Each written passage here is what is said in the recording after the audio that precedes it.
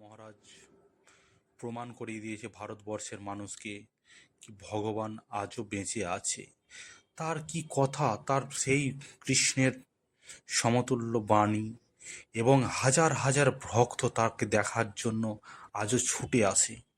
কারণ তার এতটাই কথার মধ্যে সুমধু আছে যে তার একটু সাক্ষাতের জন্য মানুষ ছুটে আসে দেখার জন্য, তাকে কি একটু চরণ স্পর্শ করার জন্য, তারপরে তার চরণে ফুল অর্পিত করার জন্য। এই মানুষগুলো এতটাই পাগল হয়ে উঠেছে প্রেমানন্দ মহারাজের জন্য কি মানুষ মানুষের জন্য আজ তা প্রমাণ করে দিয়েছে।